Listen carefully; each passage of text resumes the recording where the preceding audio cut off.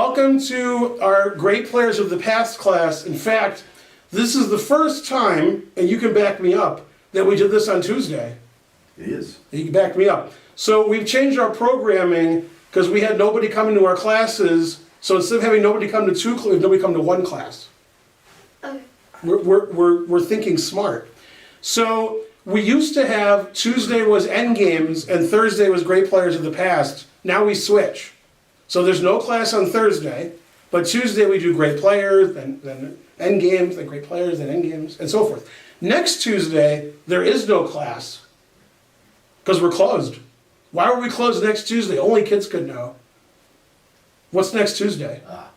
Wait, adults know. I know. Took me a minute. Yeah. It's not because of the meeting, which may or may not happen here, but we don't know yet. We'll discuss that. Okay. Because it's Halloween. It's Halloween. So we're too scared to be here. We're easily scared. Okay. He's already got his costume on. That's right. See, should I take it off? Okay. That's less scary. Please. Okay. So this is funny because when a good player dies, that's funny because I go up in the world rankings. So it's funny because our last Great Players of the Past class was October 12th, where we had it on a Thursday. The following day, a great player of the past died. So this was the first time I could give a lecture on this. Bill Lombardi, your favorite player. Now, they think I'm serious. Everything I say, I'm kidding. So I know you never heard of him. Okay, so you have heard of Bobby Fischer? Yeah. All right, he worked with Bobby Fischer. He was one of the few guys Fischer didn't hate. There were billions of people in the world, and he was one of the three that Fischer didn't hate. Yeah. And as you two know, my dad played Bobby Fischer a tournament game. Well, they didn't know that. But you knew that. What? Well, you knew that. Come on, what were you doing over here? My dad played him a simul game. Really? Your dad played chess? Wow. So shocking. Okay, so Bill Lombardi was an unusual man, and you shouldn't speak ill of the dead. So lecture's over. No. Yeah, he was abrasive. Yeah, there we go. He would get into fights with people, not physically, but maybe physically. Maybe. Yeah. But he was a really good chess player, and many people thought he would have been even better if he didn't spend a lot of time becoming a priest and the priesthood and all that. So, okay. Usually, when I look for a great player of the past, I'm trying really hard to find good information, but this wasn't hard at all, because he recently died and he was American, and he was world junior champion, and so forth. Now, you never heard of him, but he won the World Junior Championship 11 out of 11. Good score, right? Yeah. If you do that now, you know what they say? What if you did that today? What would they say? You're cheating. You're cheating. And you know why? Because you'd be cheating. Yeah. Yeah, he wasn't cheating then. He was just good. Okay, and I think it was in Toronto, if I remember. Okay, and then he was born in 1937, much like my dad. And he would have been 80 years old in December. He died in California. He lived his whole life in New York City, basically. Then there was some suspicious activity where he may or may not have paid his rent for years. And the landlord convinced whoever was in charge that he didn't pay his rent for years, and they kicked him out. Then he didn't really live anywhere, so some chess players took him in. At the end of his life, he was in California, probably staying with chess people or friends of his. And he has a very long Wikipedia article because he was good. That's how you know if you're good at chess, when your Wikipedia article is really long. When it's like mine, where it says Ben Feingold, the end, then that's, yeah. Okay, there's Fischer saying, wow, Lombardi's good. Now actually, Fischer didn't really say things like, oh, that guy's a good player. Fischer just said he was a good player. Yeah, truth hurts. But Lombardi did Fischer a solid. Lombardi must have been one of Fischer's favorite players, and we're going to find out why during the lecture. You're going to find out. Anyway, Lombardi was particularly good in team events. When he was playing for the U.S. team, in 1960 or 62 or 60, 60, he beat Boris Spassky in the became world champion later, and he won the gold medal with 12 out of 13. So Lombardi was pretty good for somebody you never heard of. Yeah. And he was mainly good in the 50s and 60s. That's why you haven't heard of him. Now, may I digress? Say yeah. Yeah. Okay, Yeah. good. And at some point I'll learn what that means. So, a lot of people, when they judge chess players, they're like, oh, I looked at his game with my computer and it said he made all these mistakes. So he's no good. Okay? When you judge people who play chess, or who would run, or who would play football, or play soccer, or play basketball, or play tennis, or anything else, horse racing. When you judge things that happened 50 and 100 years ago, they didn't do them as well as we do now. But that's not their fault. That's just the way it was. And people get better. We learn. We stand on the shoulders of giants. And because of that, I could change the light bulbs. Yeah, they're like, yeah, that made sense. Yeah, David will get it eventually. Okay, so if you look at his games with a computer for hours, it'd be like, oh, Lombardi made a mistake there, made a mistake there. Okay, he wasn't the best player who ever lived, but he really dominated some of the grandmasters of his time. And even though Fischer was winning all of the US championships, you know, the truth hurts. Oh, this is horrible, I didn't start recording. Wow. Oh, you didn't remind me. Ah. It doesn't really matter though because I'm just gonna start over. Yeah. Hi, Karen. Yeah, we're gonna do it again. Yeah. Although it's just spinning forever. yeah, if you just put the Wikipedia article on, then she can make it last for a long time. What's that? If you put the Wikipedia article on, Oh, okay. she wants. So that she can like finagle? Huh? She can finagle? Yeah. Okay. This is your first American that you've done. Yeah. Welcome to our class. It's the first time I've done an American. Is that right? Well, you come to my lectures, you know. Bill Lombardi, who recently passed away. In fact, he passed away the day after my last Great Players of the Past lecture, which you guys already knew. Okay, take two. So, of course, he did all these great things, winning US championships, leading the US to all kinds of medals in Olympics and student team championships and other things. Fischer was a big fan and a teammate often. This was an Olympiad. And you can see how long his Wikipedia page is, showing what a great player he was. And he won a lot of gold medals too, not just random medals. Now, what's funny about this is in most Wikipedia articles about chess players, they're like, he beat this grandmaster, he beat this world champion, he won this tournament. This has a very, very funny line in here, which I talked about before, which I'm going to highlight here. Now, I don't think anybody else in their Wikipedia article discussing their great accomplishments says he taught at a chess camp. Maybe that'll be in mine, because maybe that's my greatest. So, what's funny about this is, it says Bill Lombardi was an instructor, it says he was the lead instructor, he was the highest graded instructor, at all-day chess camp where you slept at the university. And this was in 1970 and 1979. It means nothing to you, but that was the first time they did that. Now we have castle chess camps and nobody cares. And there's other chess camps that do that too, but not in the 1970s. And I have some stories I can tell about this, which I won't tell on camera, but I was at that chess camp. I was a kid. I used to be a kid. Yeah. In fact, I was younger then than you are now. And I remember Lombardi teaching us. And I'm like, what? That's on the Wikipedia article that he taught at a chess camp? Okay, I guess that chess camp was really important. And I remember there were kids there from all over the country, and I lived like 65 miles away, because I lived from Michigan. So I did stay in the dorm, that was pretty cool. Now, you would understand this, and you will and you might. You'll be like, what? So nowadays, when you're a child, your mom and dad know where you are. Yeah, back then they were like, okay, you go, and they didn't care. This is normal. Yeah, see him nodding? Yeah, he's older than me. Right, so this chess camp, there was no supervision. Like, I was 8 years old, and I'm on a campus of university, I'm just walking around. Nobody. I went from building to building, I went and eat, I played some ping pong, I played pinball, I remember. Like, hey, let's play pinball, like 3 years ago, play pinball somewhere. It wasn't like we had an adult, we're 8 years old, we'll play pinball. So also, we don't know what pinball is, but if you did, it'd be interesting. Yeah, you know what pinball is? Yeah. They don't do that anymore. Okay, so those were back in the days when trick-or-treating was fun. It was before you were born. Yeah, it used to be fun. Remember that? We go trick-or-treating, our parents would be like, I don't know where my kid is. Now, funny story about this camp, I remember, at some point, my dad said to my mom, you want to go to New York? And she was like, okay, and they drove to New York. I was at the chess camp. Yeah, they didn't have cell phones, so they just went to New York, like, hey, your kid's gone, let's go to New York. So they went to New York, and I was at the chess camp at Michigan State with no supervision. That was normal times, yeah. So, yeah, I can't believe the chess camp I went to as a little kid is part of his thing. Okay, and then talk about other stuff that's chess related. He also wrote a book or two. Now, this opening theory they talk about is pretty funny. I've never seen this line. C6 looks like an awful move. So, Okay, coaching Bobby Fischer, there he is, the guy we're talking about, and there's Fischer. And then there's some really old guy you never heard of. Man, have they not heard of him. I can't see who It's Jack Collins. Oh, Wow. wow. That's the last guy in the world you've heard of. Yeah. Okay, there's no reason to have heard of him. Okay, Fischer-Spassky match, Lombardi was hooking Fischer up, and so forth. Now, there's a movie you may have seen, although I doubt it, Pawn Sacrifice. No? What about you two? Oh, yeah.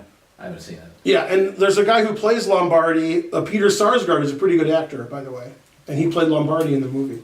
Okay, now we got more stuff. It's the New York Times article, because Lombardi died less than 2 weeks ago. And there's a picture of Lombardi from, see, he's got his priest uniform on, right? He was praying for victory. Okay, he was praying that Fischer would show up. That's, the truth hurts. Okay, then there's Lombardi standing in the shadows, okay, old school. And they talk a lot about his life. This is the New York Times article, so I guess it's fake. Okay, and then there's this article in the Washington Times. Wait, what does Trump think of the Washington Times? He just thinks of the Washington Post, right? He doesn't care about the Times. And they talk about Lombardi dying. And then there's Lombardi there, and he's playing Fischer. Okay? And then people left comments like, who's Lombardi? Okay, there he is, old school. People get older. And then, of course, the chess games of William Lombardi on chessgames.com. There's a picture from when before he was born. Okay, I'll tell you a funny Lombardi story. Oh, that I can't show you. Okay, wow. Okay, so I'll tell you a funny Lombardi story, then we'll look at his games. I have a lot of Lombardi stories. Many I can't tell here, because you're under 18. But also people are watching on the internet, so they can't know. But at the World Open one year, this was when Lombardi wasn't Lombardi anymore. I guess he was me. I don't know. Changed his name. So Lombardi was probably in his late 50s. That sounds about right. And he was playing in the tournament, but he wasn't going to win it. He was, he's a good player. But anyway, he was playing, I believe, Maria Ivanka, if I remember correctly. And Maria Ivanka was a women's grandmaster. Lombardi's a better player. And they got to this dead draw in endgame where Lombardi was a pawn down. But it was a dead draw. So Maria Ivanka's from Hungary, right? Because, she didn't eat yet. So she was hungry. And she's like laughing and she's like, wow, interesting. Okay, these guys aren't hungry, they just ate. Anyway, so instead of saying I offer a draw, or instead of waiting for her to offer a draw since she was a pawn up, he said, do you want to call it a day? Which is like he's offering a draw in his head. And she was like, what? Because she doesn't speak English really, and it didn't make any sense what he said. So that he was furious, and the rest of the tournament he was complaining about her behavior. Like, there's disrespect and so forth. If you're in my country, you should speak the language. Yeah. Anyway, he was a suspicious character. Yeah, I read something really funny on Facebook. If you're friends with John Fedorowicz on Facebook, he's a grandmaster. He posted something really funny about Lombardi, which I can't say, but it was really funny. And I'll give you the gist of it. You won't understand this, but you two will.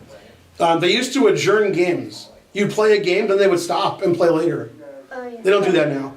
Anyway, so he was playing, Lombardi was playing, and he adjourned the game, and Lombardi was dead lost. And the next morning, you write down the move that you're going to play, and they opened it up to see what move Lombardi played, but he just wrote something really nasty instead of a move. Yeah. He wrote good morning and then something I can't say. Yeah. So anyway, so he was a funny guy. Yeah. Okay. So let's get back to back to reality. Oh, there goes gravity. Oh, okay. I'm from Detroit. Okay. So first game we'll look at is against Miguel Quinteros. From which country? Wait, what am I asking you? What? It's in South America. No, you guys. Argentina. Yeah, see, they're not as bad as they play. Yeah. Okay, so he played Quinteros. This was in Manila, I believe, in the interzonal. And also, this is funny because the first two games I'm going to show you were both played at around 13. And he died on the 13th. Now, if I showed you every game I ever played in my life that was rated, like slow rated, I don't think I'm going to show you around 13. Oh yeah, I am. In the 1994 U.S. Championship, there was around 13. Exactly. Round 13, you don't play round, you know what I'm talking about? You play in tournaments. You ever play round 13? You play round 3 or 4 and it's over. Hey, how you doing? Hey, everybody. Okay, so very suspicious. Okay, but all his games are round 3. Now, as you all know, this opening is called, Sicilian. right, and what's the best Sicilian? They don't go to my lectures too often. At home, they're screaming because they know the answer. What about you guys? No? You don't watch all, what's that? That was like a real answer. Terrible. The best Sicilian, which Dave should know because he just ate there, is Sicilian pizza. Yeah, and they're still confused. Okay, so this was a Sicilian, and they played the Najdorf variation, and they played a very topical line even today, although not really that topical. Okay, and the Najdorf is when black plays what move? But you can just read it if you don't know. A6. A6, okay. And actually, if you're going to look at a Sicilian and 2 grandmasters are playing, it's probably a Najdorf. This is the most common. Which super duper grandmaster today, when they have black, if allowed, always plays the Najdorf? Anybody? You? No? How about Gary?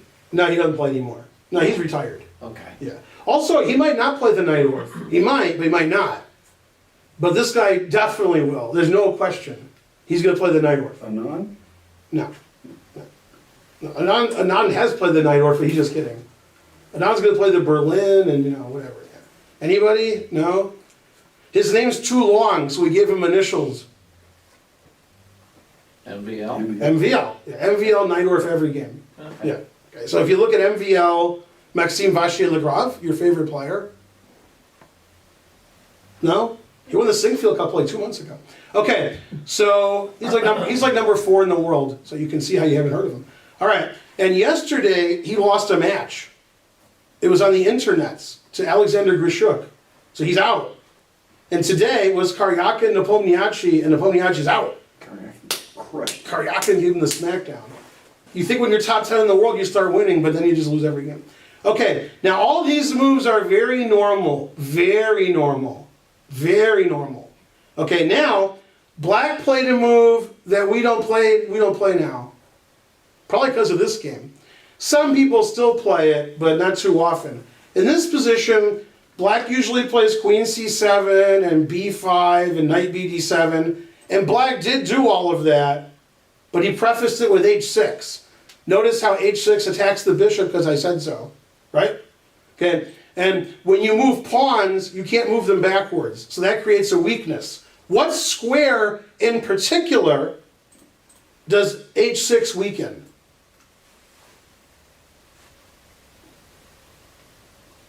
Man, it's quiet in here. G6. G6. And you're like, well, wait a minute, that doesn't matter. And you're furious. You're like, this pawn defended G6, and now it doesn't, but that doesn't matter. And you want your money back. You're like, you're telling me weakening G6 is important, but it's not. Okay, give him about 7 more moves, then we'll discuss it again, okay? All right. When you weaken something, and it's a pawn move, you can't change your mind. Let's say, for example, your knight is protecting all of these squares, and you're like, I don't care about that, and you go back to G8. And then you're like, oh man, that was a dumb move. I wish I didn't play knight G8. Well, then go back to F6. Problem solved, right? Okay, when you play h6 and you're like, oh no, I shouldn't have done that. Too bad. So when you make a lot of pawn moves and you can't move your pawns back, then you can get in trouble. People don't play h6 nowadays. Nobody does that. Okay, bishop h4, queen c7. And these moves are all normal without h6. Okay, bishop e2, rook b8, queen g3 with obvious threats. Now I've told this story before, but I like stories. One of the few people on earth who knows all of my wives is Dave Hayter. All of them? No, you never met Gina? Yeah, of course. Well, she's my first, and you know Karen and Kelly. Oh, yeah. Okay. I thought there was another one. No, no, there's a 3-wife limit. Yeah. Okay, and the reason I'm mentioning this, that he was actually my roommate way before you were born. Way before you were born. We weren't even born. Anyway, no, that's true. That's true. That's, yeah, we were. Shows incredibly bad judgment. on That's that. right, yeah, exactly, yeah. In fact, one guy who was also our roommate, he moved to Taiwan. That's because he was so ashamed. I was the lowest rated of anyone allowed to live in that apartment. I was the only Yeah, one. that's for sure, yeah, I agree with that, I was the only non-master. yeah. Wait, did Shulian ever live there? Yeah. He did? Uh-huh. Oh man, he was 24. Okay, so I forgot about that. It was before I was born, I have to really think back. So yeah, somebody once asked Bugs Bunny, when were you born? And he said, I don't know, I was pretty young then. He couldn't remember. Okay, so in this position, White's threatening Queen G7. And the reason I brought up all of my wives is because one of my wives, I believe the second one, she would play the Sicilian, and often she would play Rook G8 in many positions. And I said, don't play Rook G8 anymore. I said, I don't care if it's the best move, don't play Rook G8 anymore. I don't care what the position is. It's never good. And Rook G8 is actually the normal move here. So that's when you know things have gone wrong. Okay, and Lombardi played Rook F1. Now, I like Lombardi because I looked at a lot of his games, and some of them are really boring, so I like them. And some of them are really exciting. And the sack and everything, and I'm like, what? Usually you just play one way, but he played both. Okay, now, in the Najdorf Sicilian, if you're gonna play H6, which is not common in this line, and you're gonna play Rook at G8, which I don't let my wives do, there's only one move you can play here that makes any sense. That way, Rook G8 and H6 both make sense. No, nothing? What move could you play so Rook G8 and H6 both make sense? Well, they're thinking, so I'll have some iced tea. Anybody? G5? Yeah, G5. And in fact, there's two really good players who had black in this position after this game.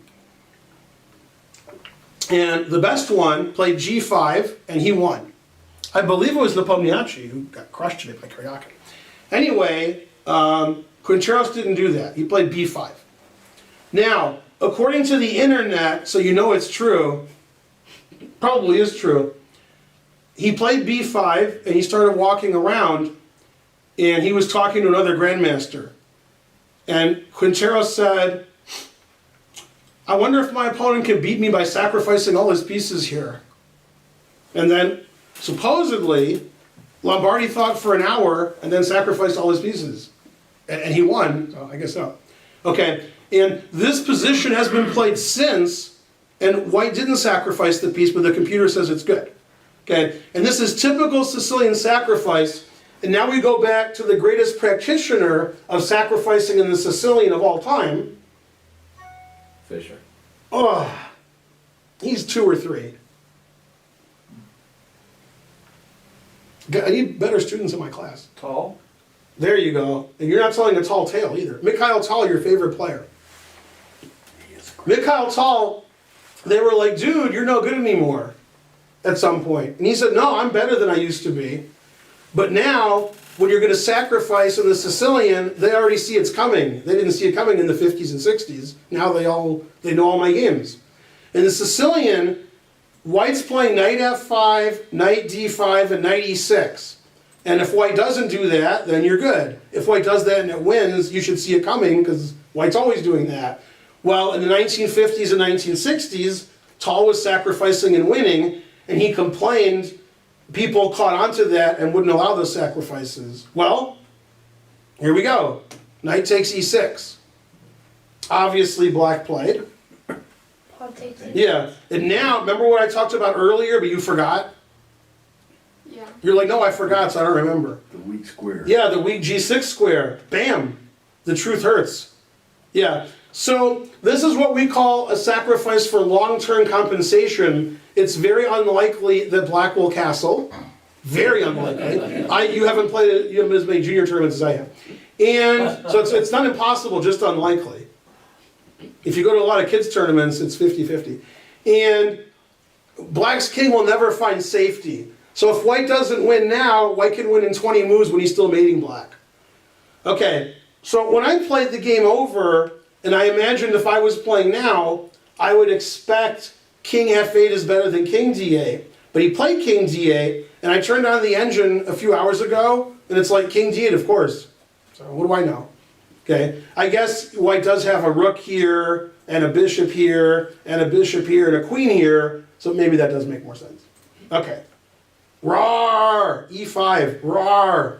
And now this is very funny because white uses something that's very common in the Benoni, which is not very common in the Sicilian, but it's the same idea. He plays F5, and after it's captured, he plays F5. Okay, and you might say, well, I have a question, because you guys are asking a lot of questions. Your question could be, if he's going to play F5, why didn't he play F5 here? Why did he play E5 and then F5? If he does F5 right now, he's gonna do E5 the next move. He could do E5, if that your answer might be better than mine. You're right. He could also play, that wasn't my answer, but your answer might be better. He could also play knight E5. In the Benoni, when you play E5 then F5, that's the only reason is they don't play knight E5. Obviously you can't capture your own pawn. So after F5, black could play E5 or black could play knight E5, and in this position, black can't do either one. Okay? And he really can't play knight E5, it's illegal for two reasons. Okay, now, again, I said this earlier in the lecture, but none of you were listening, especially you, but you weren't here, so you have a good excuse. Okay, and you weren't listening at home either. You were like trying to figure out how the volume works on your computer and you couldn't do it. Horrible. Okay, get a new computer. Anyway, what I want to explain is, if you turn on your engines, your Stockfish and your Komodo, it'll say black's doing fine. It'll say, well, no problem. Then if you play the position, you get checkmated. It's very confusing. Chess isn't what the engine tells you it is. Chess is what you do. If you have white 10 times in this position, you win all 10 games, and you have black all 10 times and you lose all 10, and the computer says it's equal, well, that ain't equal to you. That's equal to the engine, but you guys all want to have white. If two grandmasters are playing here, they all want white, all of them. Because white's got everything, and black has a piece, but white's going to have everything forever. Black's never going to escape. If two engines are playing, engines like, I don't care, it's equal. And the engine plays perfect every move and it's a draw. Okay? The difference is, if white doesn't play perfect, it's okay, and if black doesn't play perfect, he resigns. And of course, playing perfect here with black is very, very, very, very difficult. Very. Okay? It's so difficult that black hung mate in 1 later. He didn't see mate in 1. And chess is hard. He was thinking about other stuff. He was busy. Okay. So he took on F5. Bishop takes F6. And this is like the Morphy game that I show a lot, the opera game. Oh. You pretending you know what I'm talking about, or you actually do? Pretending, good job. Okay, in the opera game, there's a situation where Morphy plays rook takes d7, and black has like 7 ways to capture, although some of them are illegal. And this is the same situation. You can capture a lot of different ways. One of them is incredibly bad, one of them is illegal, and one's normal. So it's sort of easy, yeah? Yeah, so you took with the bishop. Taking with the knight's illegal, and taking with the pawn hangs your rook. So it's pretty easy to figure out what's happening here. Okay, then knight d5. And I like to say knife f5, but I might start saying knife d5, because that's a good knight. Okay, you move the queen, obviously, his queen's attacked. Rook takes f5, and white's all over black. Okay, and in this position, according to the engines, black made the losing move. Okay, if you turn your engine on forever, it'll find some defense. It says like white's better, but maybe you can draw. But he played, rook f8 wasn't the losing move, sorry. Bishop g4, rook b6 is the losing move. Okay, and obviously, he's very afraid. Okay, there's a lot of action going on here, and black's trying to defend. Obviously, the rook isn't defending anything, so he uses rook to defend something. Now again, if two children are playing, or two low-rated players, they don't look at moves where you can lose a rook. But white doesn't care about that rook. White wants to checkmate black. White's already given up a piece. White can't be trading off this knight. That's a good knight. And if white does take the rook, white's losing some of his attack, and he's still down material.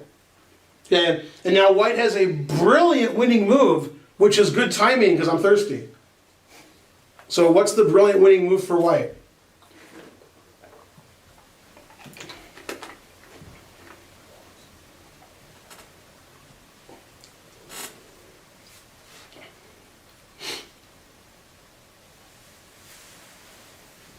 Man, Quinteros knew what he was talking about. He said, I hope my opponent doesn't sack all his pieces and mate me. Then the guy sacked all his pieces and mated him. That's why he's a grandmaster. Queen G7, maybe? Queen G7, that's too brilliant. You have the right idea, though.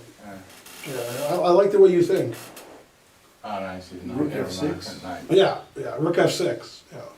So obviously, Queen F6 is very suspicious because there's a knight here. Knight F6 is suspicious because I can take everything with discovered check. So that's not good. So you can take with the pawn or the rook. Okay. Took with the pawn, which now his rook's not hanging. Now if you count the material, black's up a rook. And you might say, well, wait a minute. Why did he take with the rook instead of taking with a knight if he wanted to do that? And the answer is twofold. The knight's better than the rook. That's a good knight.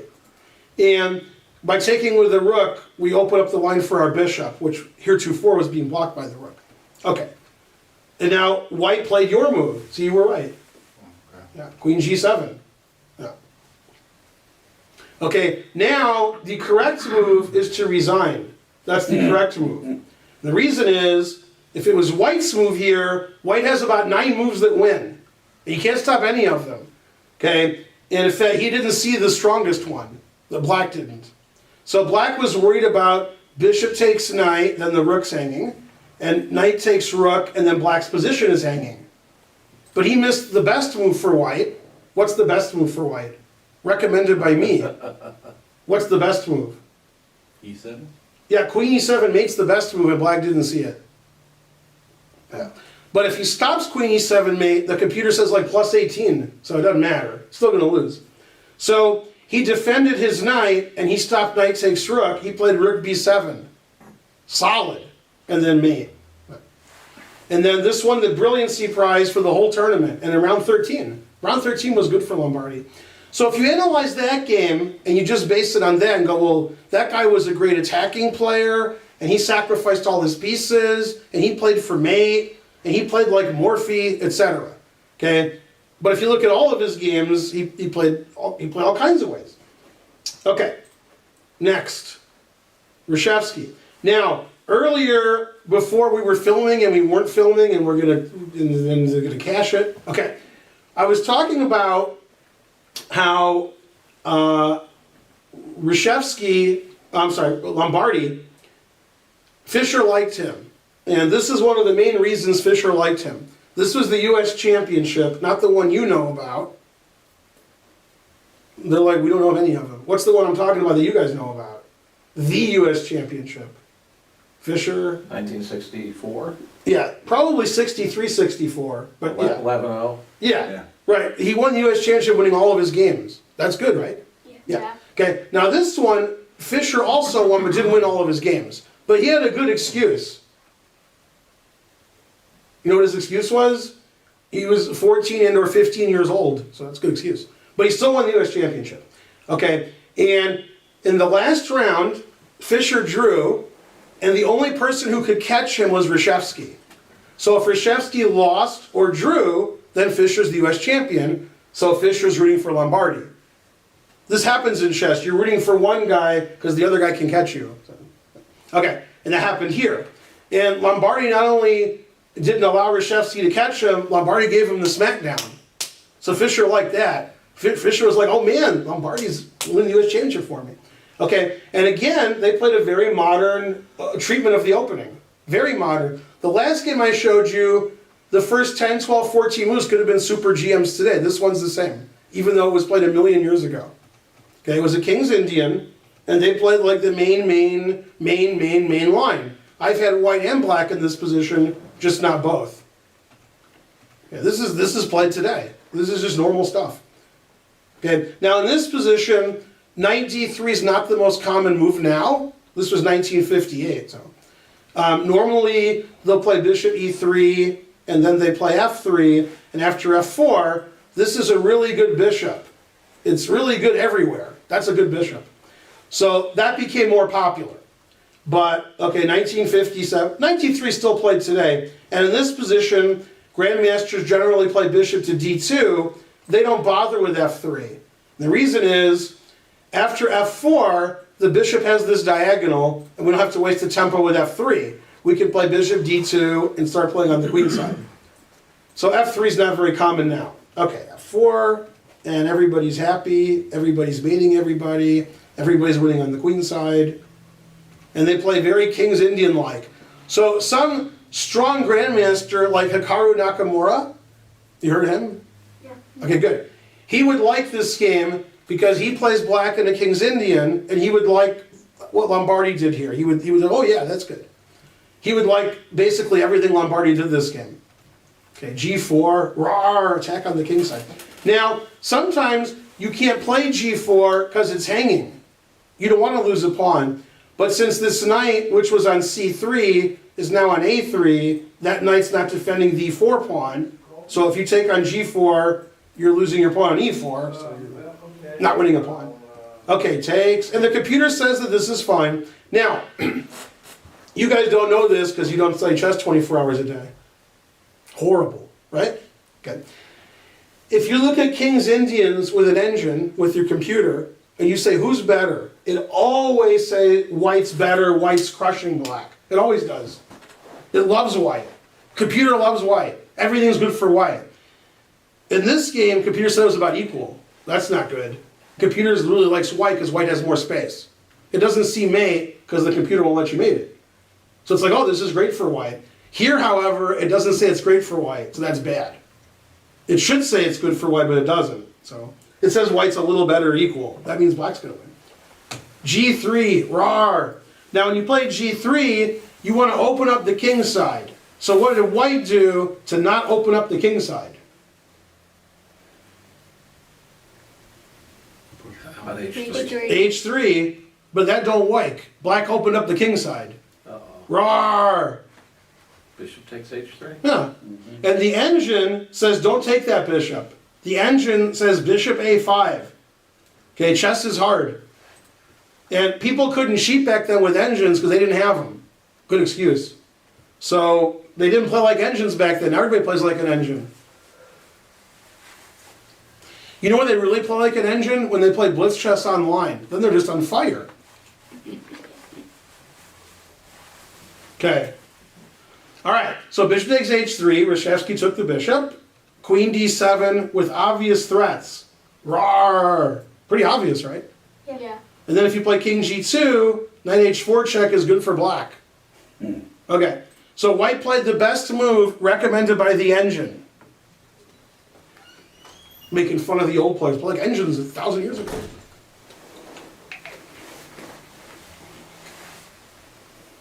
Anybody? You want to stop mate? No, maybe. Of course you can stop me. Anybody? Someone? No? Nobody stops mate? King h1? Get mated quicker? No? I'll give you a hint, because the class isn't doing it. Defend your pawn. King g2. No, you already said how bad that was. Yeah, you're kicked out of class with king g2. Okay. King g2 along knight h4 check, after I already said it. You're not going to try knight f2 with the idea of... Knight f2. Yeah, that's what he played. That's the best move. Gotta play the best move. Okay, best move is always recommended. Okay, otherwise queen h3. Ow. Right? Okay, knight f2. Takes it. King h2. Computer doesn't like king h2. Doesn't like that move. Okay. Now, if white had his druthers, he might win material. Although usually in the King's Indian, those guys don't care about material. They just want to mate you. They don't care about that. Okay, queen e7, which saves the rook supposedly, but also the queen can try to come in here. You know, knight h5, rawr. You gotta make the rawr noise, otherwise it doesn't matter.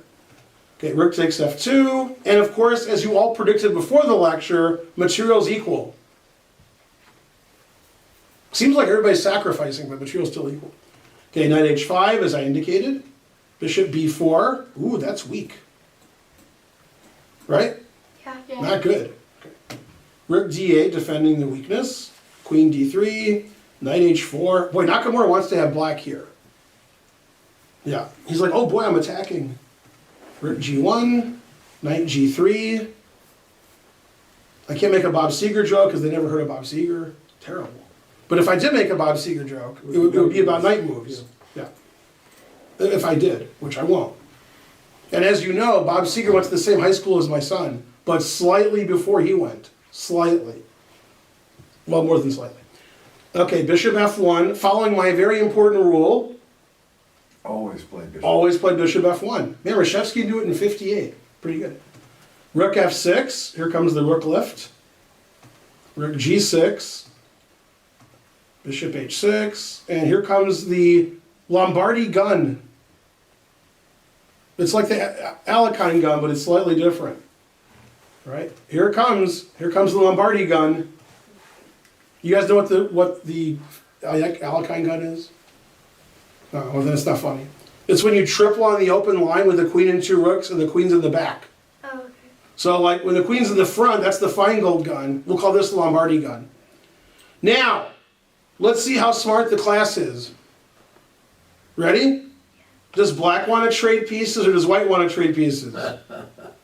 White one too. Yeah, so that means black doesn't want to. You see how that worked? Yeah. And not only did black not trade pieces, black followed my rule. So now you know what move black played. Bishop Bishop f8. Always play bishop f8. Yeah. Doesn't trade pieces, plays bishop f8. Yeah. Okay, rook back. That was funny. White played rook c8, bishop here, rook here, and black played bishop a6, and they agreed to a draw. No, not really. Queen g7, Lombardi's gun. Although I'm kidding, but it's still, yeah. So this looks like his attack's working out better than Reshevsky's defense. Now remember, you weren't here, so you don't know the story. Okay. But this was the last round of the U.S. Championship, and a certain Bobby Fischer was rooting against Reshevsky. Because if Reshevsky won, he tied for first with Fischer. So Fischer was pretty happy right about now.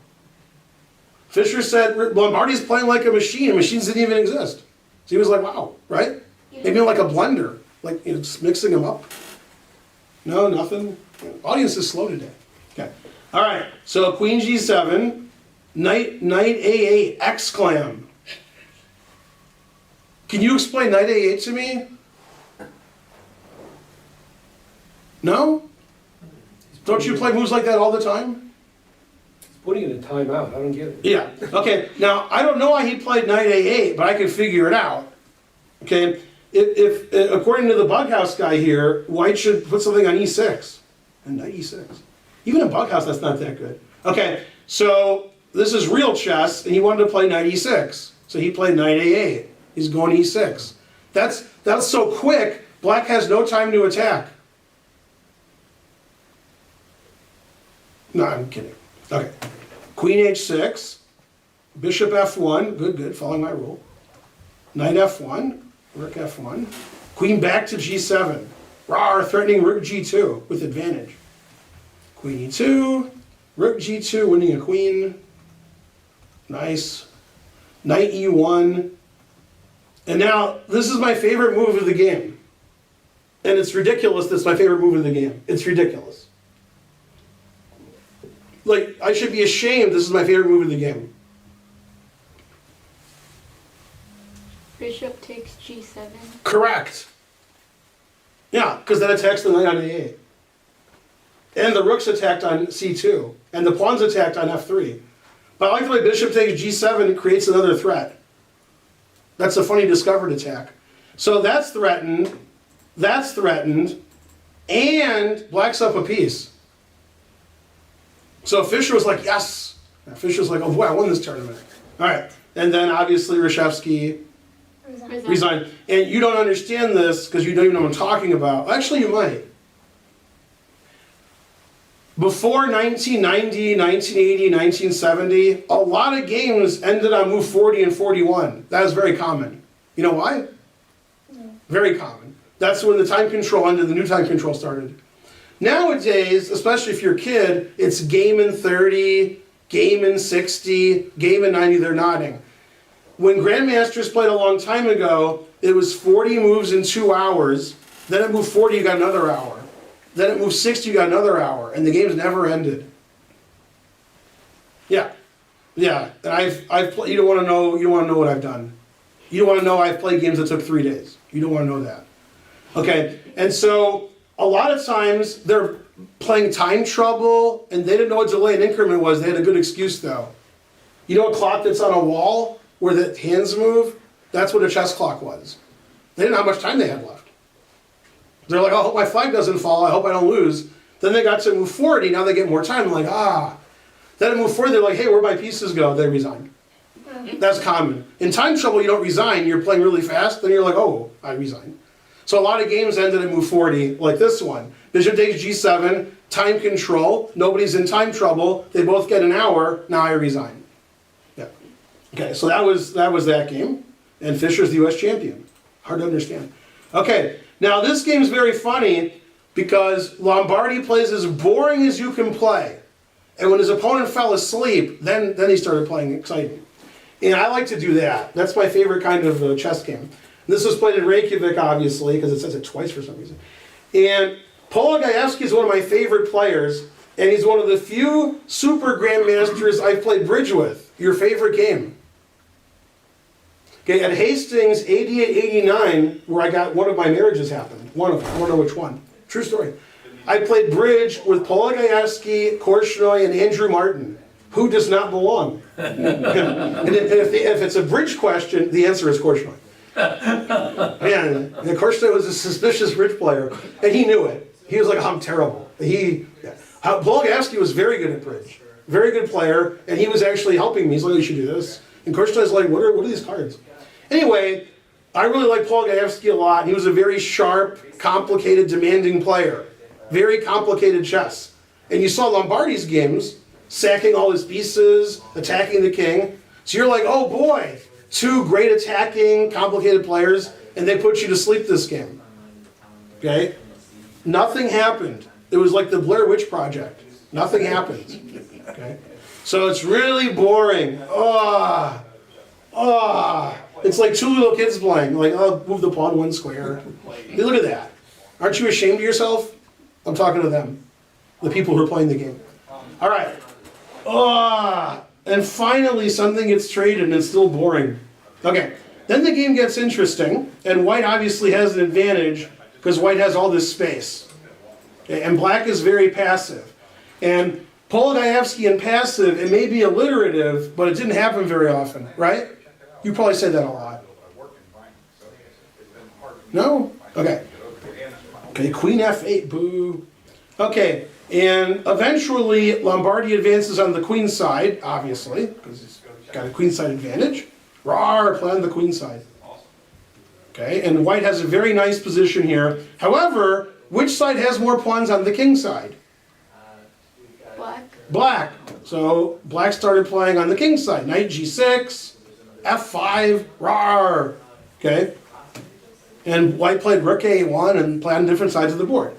E4, bishop F6. All of a sudden, black came alive on the king side.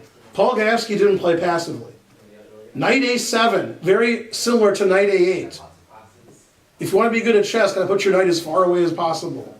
Attacking the rook. The rook moves, and now Knight C6. Now, if you let that knight sit on C6 forever, probably that's a good knight, and probably that's a bad rook.